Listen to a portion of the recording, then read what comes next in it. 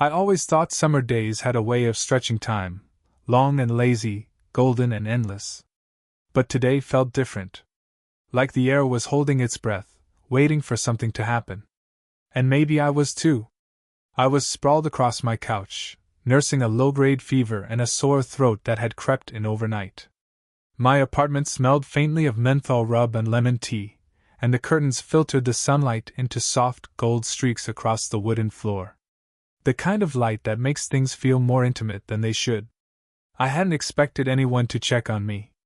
I live alone, and being sick usually meant self-pitying Netflix binges and texting my mom to say I was still alive. But when my phone buzzed that morning with a message that read, "On my way. You better not be dying without me," I smiled before I even read the name. It was Ryan. Ryan and I met during freshman year of college. He was the tall, grinning guy with the backwards cap who offered me a granola bar during our shared first class. He was all open laughter, terrible puns, and warm presence. The kind of guy you don't expect to stick around once the semester ends, but he did. Somehow, through exams and internships and breakups, Ryan became the constant in my life. A straight guy who always treated me like I belonged, even when I didn't feel like I did. And now, 2 years out of college, he was still showing up, unannounced, unbothered, and inexplicably comforting. The knock on my door came just as I'd managed to drag myself upright. I opened it to find Ryan standing there in gym shorts and a loose t-shirt, a bag of takeout in one hand and a thermometer in the other. "Dr. Ryan, reporting for duty," he said with a mock salute, pushing past me into the apartment like he owned the place. His cologne followed him, a mix of pine and something warmer, and I caught myself inhaling just a little too long. "You don't have to do this," I mumbled, closing the door behind him, trying not to sound too grateful. Or too eager. "I know," he said, turning with that signature half-smile. "But you look like crap, and I had nothing better to do." That was a lie. Ryan always had better things to do. He set the bag down on the kitchen counter and tossed the thermometer at me. I caught it, barely, and he grinned. "Let's see if you're dying. Or just being dramatic." I rolled my eyes, but the warmth inside me had nothing to do with the fever. It was him. It was always him. And today, something about the way he lingered in my space, the way his eyes briefly skimmed over me, sweatpants, bed hair and all, made me wonder. Maybe I wasn't the only one waiting for something to change. Ryan always had this way of making my apartment feel smaller. Not in a bad way, just warmer, fuller. Like the walls themselves leaned in to listen whenever he was around. He was clattering around my kitchen now, unwrapping soup containers like he knew where everything went. And the truth was, he did. He'd spent enough late nights here, crashing on my couch after parties or just, accidentally, falling asleep during one of our movie marathons. He always insisted it was more convenient than calling a ride home. I stopped questioning it after a while. "You still don't own a kettle?" he called from the stove. I smiled weakly from the couch. "Why would I, when I have you to boil water for me?" "Tragic. Utterly codependent," he replied, but I saw the way his lips twitched with amusement. We had met 6 years ago. He was loud and fearless. I was quieter, more cautious. But somehow we clicked. Maybe it was our shared love of bad sci-fi movies. Or maybe it was how Ryan never made me feel like I had to edit myself. He was the first straight guy I ever told I was gay. He didn't flinch. Just nodded and said, "Cool. Does this mean I get to be your hot wingman at clubs now?" We laughed for a solid 5 minutes. That night, he didn't leave right away. We sat up until 3 a.m., talking about everything and nothing. It became a pattern, us, in quiet spaces, letting the world blur out around us. "You still coming to the cabin next weekend?" Ryan asked now, looking over his shoulder as he stirred a pot of soup. "Yeah, I guess. If I survive this plague." "Good. You can't back out."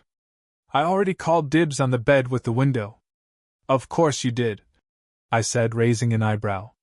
"So I get the creaky bunk bed that sounds like it's haunted?" He grinned. "Exactly. It'll match your personality. I threw a pillow at him.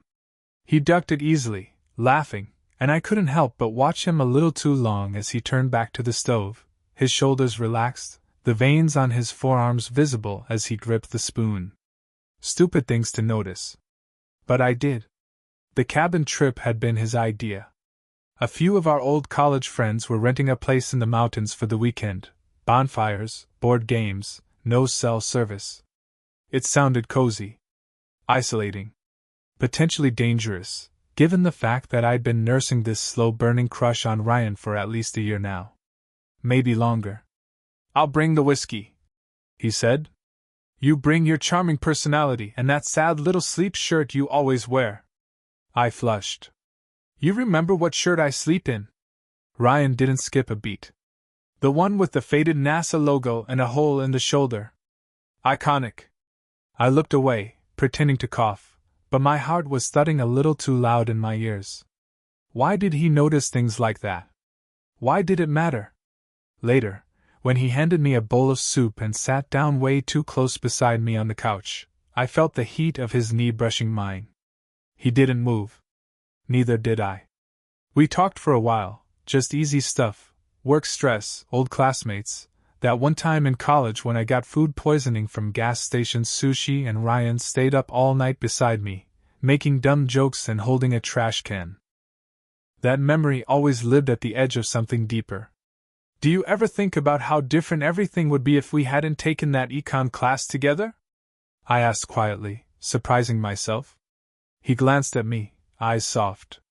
All the time. I looked at him, searching for something in his expression I wasn't sure I was allowed to find. He held my gaze for just a beat longer than necessary. And then he smiled. But it wasn't the cocky grin I was used to. It was smaller. Almost shy. Something shifted in the air between us, just enough to notice. Not enough to name. And I thought maybe the cabin trip wasn't the only thing I should be nervous about. The cabin looked like something pulled straight from a winter postcard, wood and cozy, with smoke curling lazily from the chimney and a dense forest wrapping it in quiet solitude. It sat at the edge of a frozen lake, the surface like a glass mirror reflecting the gray sky above. By the time we arrived, my fever had passed, but a dull ache remained in my chest. Whether it was the remnants of being sick or something far more complicated, I wasn't sure. Our friends were supposed to arrive later that night, staggered by long drives and bad GPS. But a sudden snowstorm came out of nowhere. Visibility dropped, roads closed. Everyone else canceled. Except for us. Ryan leaned against the cabin's porch railing, hands in his jacket pockets, watching the flakes fall like he wasn't the least bit bothered. Well, he said, flashing that easy grin. Looks like it's just you and me this weekend. My stomach fluttered. Guess you're stuck with me, I said, aiming for casual. He bumped his shoulder into mine. Could be worse. Inside, the cabin was warm but small, one bedroom, one pull-out couch, one fireplace that crackled like it had stories of its own to tell. We set our bags down and started unpacking, our laughter bouncing off the wooden beams above. You brought how many sweaters? He teased, holding one up with both eyebrows raised. It's called layering, Ryan. Look it up. He chuckled and tossed it at me. Well, you'll need 'em. The heating's only working in the bedroom. Couch is gonna be cold. I paused. Wait, what? He shrugged. Yeah. Thermostat's busted out here. Bedroom's got its own unit though. I already checked. I stared at the closed door. One bed. One room. One blanket, judging by the mess of linens I glimpsed earlier. He followed my gaze. We could do the whole pillow wall thing, he offered with a smirk, already predicting my reaction. I tried to laugh, but something caught in my throat. Sharing a bed with Ryan wasn't exactly new. We'd done it before, in hotels, after parties. But those nights were always hazy, half-asleep memories. This was different. This was just us. Alone. No excuses? Still, I nodded. Yeah. That's fine. I mean, it's not like you snore or anything. I do not snore. You snored during our senior trip. I have audio proof. He threw a sock at me. Later, we made dinner, canned soup again, plus grilled cheese cooked over the fire because Ryan insisted he was a rustic chef. We played cards, told stories, sipped cheap whiskey from mismatched mugs. It felt normal. Familiar. But the silence between our words stretched a little longer than it used to. His glances lingered. Mine were harder to hide. When it was finally time for bed, I stood at the doorway of the room, unsure. You're overthinking it, Ryan said behind me, brushing past with a yawn. He peeled off his hoodie, revealing a soft, worn t-shirt beneath that clung to the lines of his shoulders. Come on. It's freezing. I followed him in, the wooden floor cold under my socks. The bed creaked slightly as we both climbed in, he on the left, me on the right, a half-hearted pillow barrier between us. Night, he mumbled, turning off the lamp. The room fell into a hush, save for the wind howling faintly against the windows. I lay there, eyes wide open, the heat of him bleeding through the blanket between us. I could feel the slight movement of his breath, the shift of his body as he adjusted under the covers.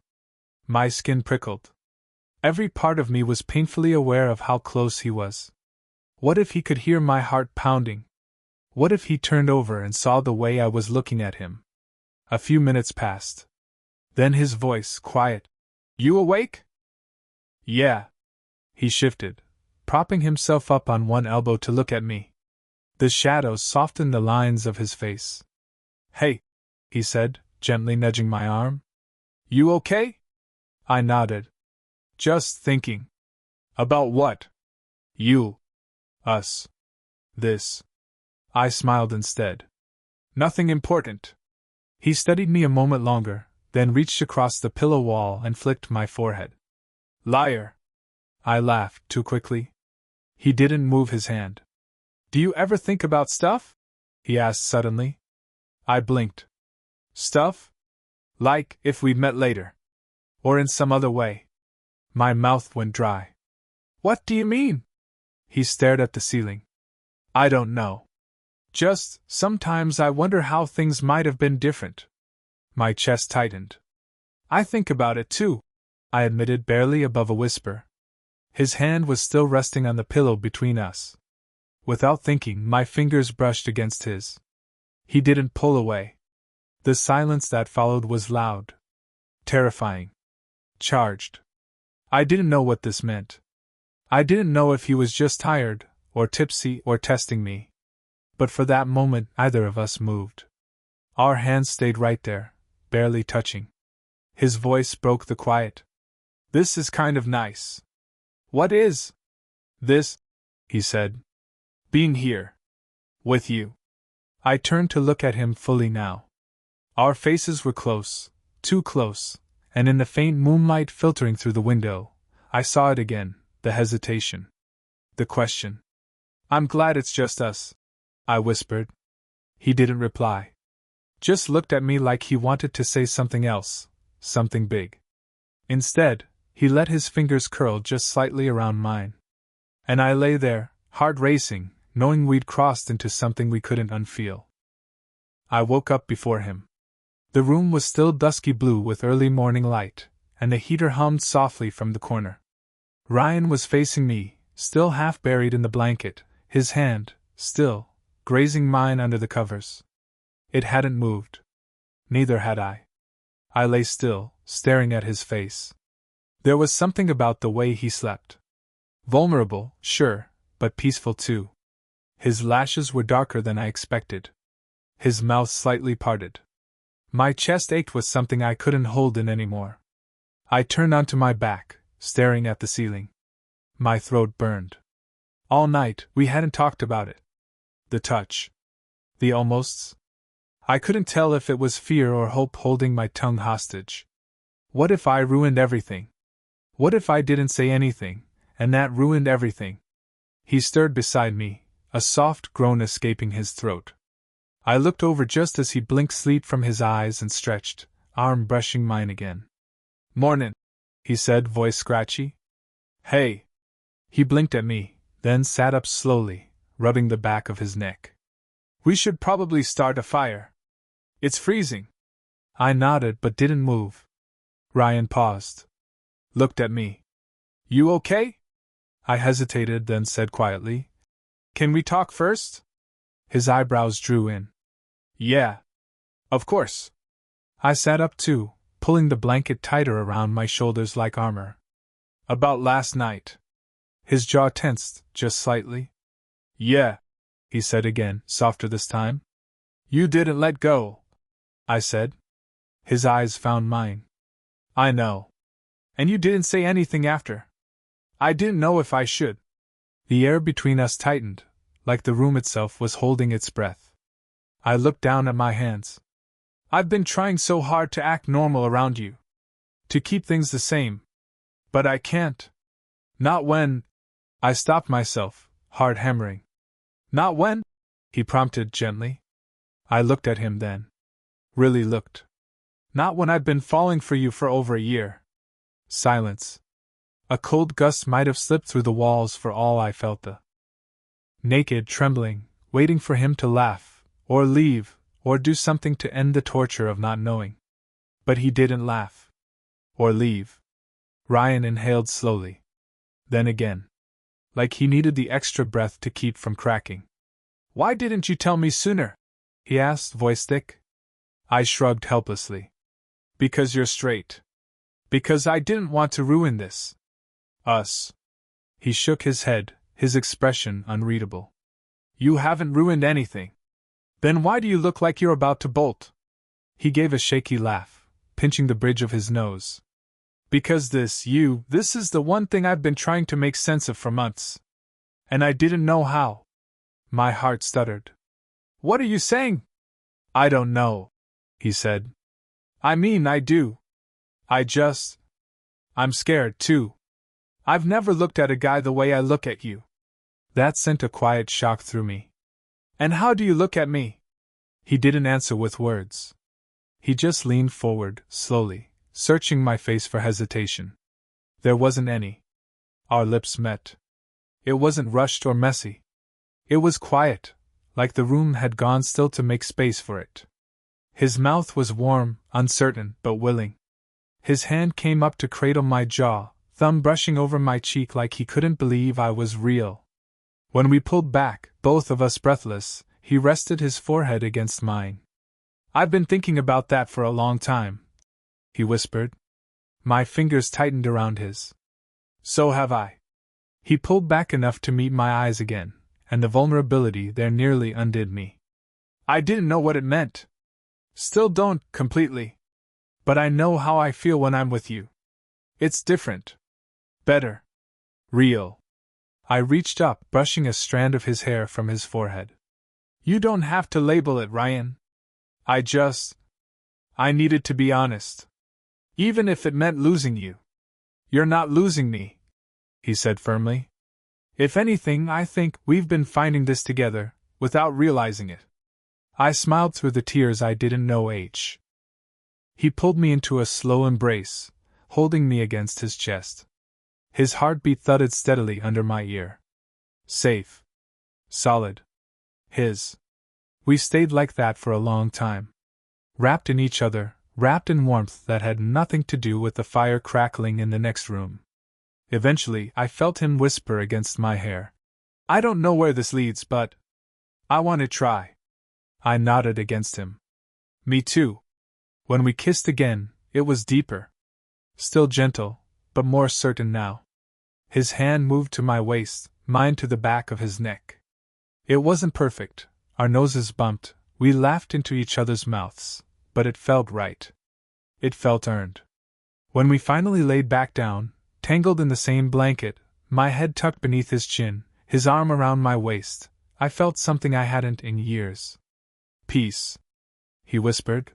What do we tell the others? I smiled sleepily. Let's figure it out together.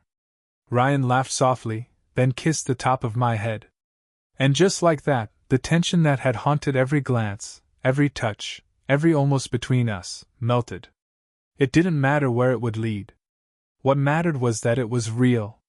And we had finally stopped pretending. The first few minutes after waking up next to him felt unreal. Not because it was a dream, though it almost could have been, but because nothing had really changed, and yet, everything had. Ryan was still beside me, his arm casually draped around my waist, the blanket half slid off his shoulder. But now, there was no need to pretend I didn't want him closer. No guilt in wanting to stay here longer. No fear of how it might look. His thumb traced lazy circles against my side. We were both on our backs now, staring at the ceiling like it held answers. "So," he said after a minute, voice husky with sleep, "was that like a one-time kiss? Or are we officially weird now?" I turned my head, grinning. "I think we were always weird." He laughed, and it cracked through the stillness like sunlight. "Okay, true. But this kind of weird? It's new." I rolled onto my side, resting my head on my palm. "Do you regret it?" He shook his head instantly. "No." "Do you?" I leaned in and kissed his bare shoulder. "Not even close." His smile faltered just a little as he looked at me. "I'm still trying to figure out what this means, you know? Like, am I just into you, or more?" "That's okay," I said softly. "I didn't tell you because I needed you to be sure. I just needed you to know. I'm glad you did." His hand found mine between the sheets. "Because I've been walking around with this knot in my chest for months. Every time you laughed at one of my dumb jokes or looked at me when you thought I wasn't watching, I felt it. I just didn't know what to call it." "You don't have to call it anything," I whispered. He nodded, then smirked a little. "Still, if this is how house calls work, I might start faking fevers more often." I shoved his arm, laughing. "You're such an idiot. An idiot who got to kiss you." His words made my breath hitch, not because they were slick or smooth, but because they were real. Unfiltered. Him. We were quiet for a bit, just watching the light creep across the wooden floorboards from the window. Then he asked, a little hesitantly, "So, what happens now?" I shifted onto my back, exhaling. "I don't know. We don't have to label anything. But maybe we start by not hiding anymore? Not pretending everything's just friendly?" He nodded slowly. "I can do that." "You sure?" He turned on his side, pressing his forehead to mine. "I'm scared, yeah? But I think I'd regret walking away from this more than anything." My hand curled around the back of his neck. "I've waited a long time to hear you say that. And I've taken way too long to say it," he murmured. We didn't leave the bed right away. We stayed wrapped in each other's warmth, trading slow kisses, quiet laughs, and promises without pressure. He told me about the first time he caught himself staring too long at me during one of our movie nights, how it freaked him out. I told him how his voice always did something weird to my chest when he called me late at night just to talk. It wasn't perfect. It wasn't a grand plan. But it was ours. And for the first time in a long time, that was enough. When we finally got up, shoulders brushing, fingers grazing without pulling back, Ryan looked at me with this soft, uncertain smile. "We're gonna figure this out, right?" I squeezed his hand. "Yeah. Together." The morning sun was higher now, pouring golden light through the old living room windows. Ryan stood in the kitchen, barefoot, hair messy, shirt slightly wrinkled from sleep. He was fiddling with the kettle like he'd lived here forever, like he belonged. And maybe, just maybe, he did. I leaned against the doorway, watching him quietly. There was something oddly intimate about the domesticity of it all. No tension, no pretending. Just peace. He glanced over his shoulder and caught me staring. "What?" he asked with a smirk. "Nothing. Just trying to remember what it feels like to be completely out of my mind about someone who makes the worst coffee I've ever tasted." He rolled his eyes and dramatically placed a hand on his chest.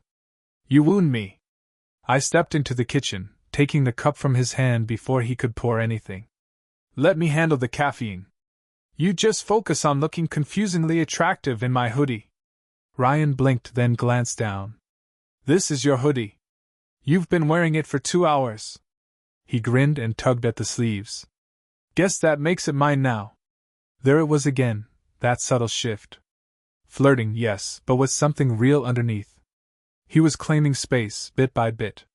In my home. In my heart. We ended up back on the porch, wrapped in a single blanket despite the early chill. Mugs in hand, steam rising between us. For a while, neither of us said anything.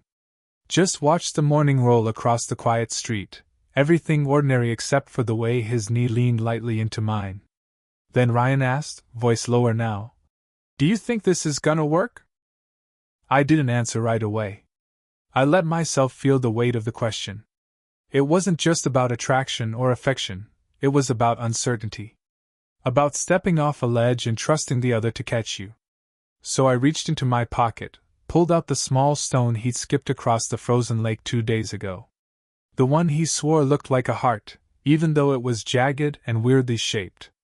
He stared at it, then smiled. "You kept that?" "Yeah," I said.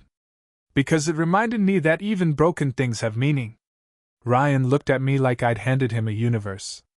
"I don't know if this will be easy," I admitted. "You're still figuring yourself out. I've already spent months convincing myself this could never happen. But I think if we're both willing to try, really try, then yeah. I think it'll work." He nodded slowly, reaching out to curl his fingers around mine. "I want to try. For real."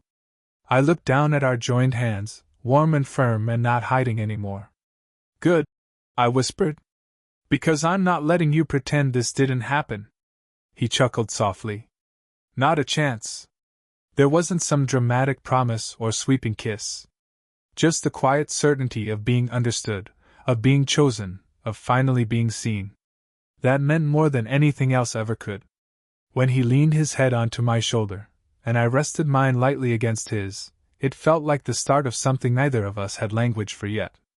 But that was okay. Love doesn't always come with a script. Sometimes it starts with a knock on your door, a lingering glance, a sleeping bag too small for two, or a confession whispered in the dark. And sometimes it starts right here, on a porch in the cold, with 2 coffee mugs and a crooked heart-shaped stone between them. Whatever came next, we were walking into it together. And that was everything.